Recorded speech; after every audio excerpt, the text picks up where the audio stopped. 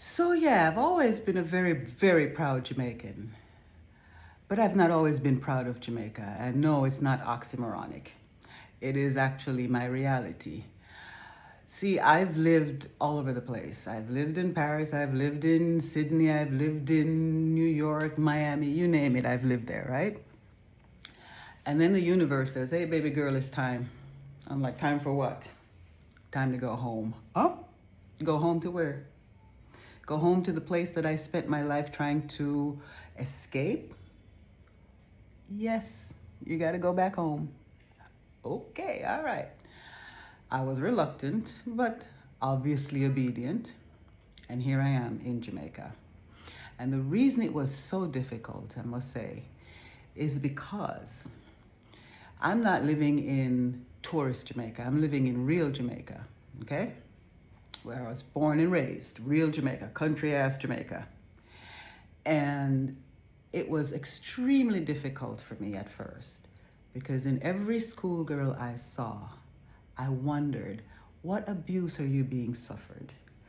Who is raping you? Who is molesting you? That's what I saw in every schoolgirl, in every uniform. That's what I saw. Because I know what happened to me. And yes, I put my uniform on and I put my face on and I went to school and I went and I did all that stuff. And very few people knew, if any, right? Except the abusers. But yeah, I saw victims everywhere. And as I saw victims everywhere, I saw predators everywhere. Every man I saw a rapist, I saw a molester, I saw a beater. That's what I saw. And I have had to learn to look beyond. I have had to unearth everything I spent decades burying. And there's this saying that feelings buried alive do not die. They don't. And so I had to unearth, dig. I've had to come face to face with my teeth. See my teeth? The two front ones were knocked out by my mother's brother who was hell-bent on raping me. See, I had to face them. I've had to face all my abuse. I've had to face my fears, my doubts, my low self-esteem, my low self-worth, my hiding behind masks. I've had to face it. I've had to take off all the masks. And now I'm learning that my healing is coming from the same place that so injured me, the land of my birth, which was the land of my death. Because when you are molested at age 8, your innocence dies, right? And so my birthland was my death land, okay? And now after, 3 years of reclaiming, of relearning how to love, of digging through the debris, all the debris, all the debris, all the debris, all the debris. I've had to unearth all of that, unpack it, face each one, and properly deal with it. And see it for what it is and release it for what it isn't. And so this is what my 3rd or 4th New Year's in Jamaica. And I'm happy to be stepping in this version of me, where I am learning to be me, all of me, and who I was always meant to be.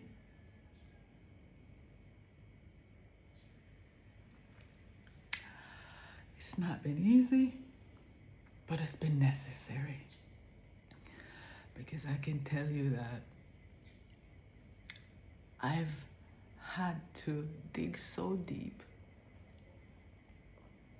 I've had to fly so high so that I can get a proper aerial perspective of my life.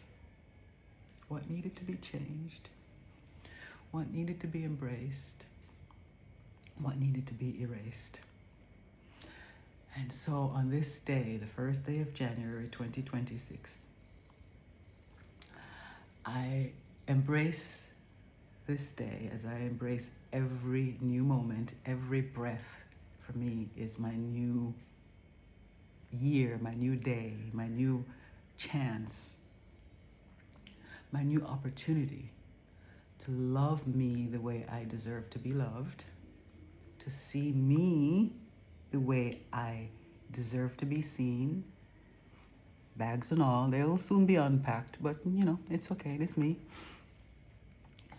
And if I can say anything to anyone out there who is still holding on to the trauma, let's unpack it bit by bit,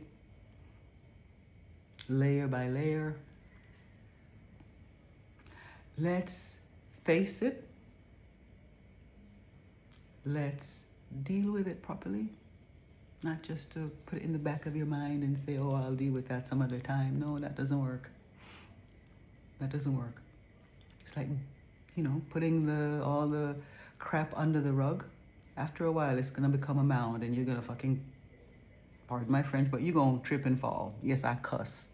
That's who I am, I cuss. Don't wanna hear it, don't listen. And yes, I've had so many epiphanies here. I've had so many rebirth, death and rebirth, because every time I faced an old version, I had to kill that bitch so that I can emerge who I am. Peace, love, harmony, joy, real joy, not joy that comes, that, you know, not that social media crap. Real happiness, real pride in who I am and who I'm becoming. And yes, I'm becoming. It's never become, because, you know, as long as you're growing, you're becoming.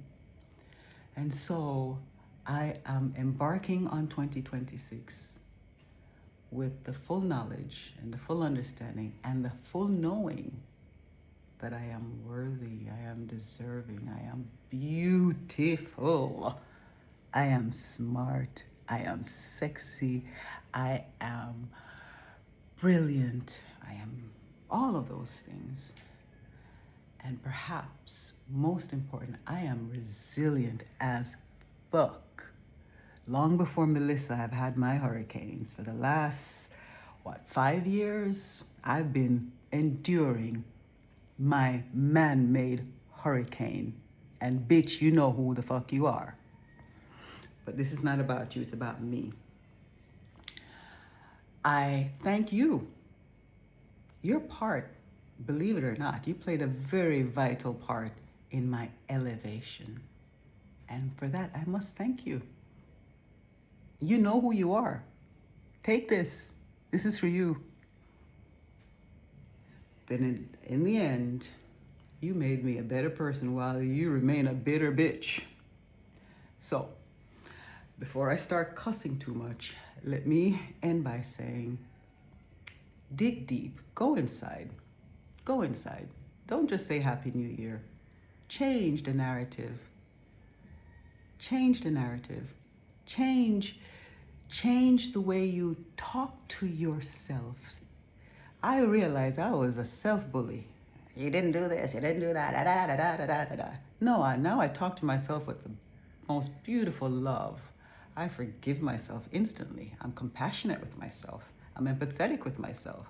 I treat myself as though I was treating my child or my grandchildren. I talk to myself with softness, with love, with gentility, with pride, with love, with love, with love, with love, with love. Anyway, Happy New You. Don't take the old you into the new year, because then it's not a new year. It's just the same old shit. I've said this before and I'll say it again. Happy New Me in the coming year.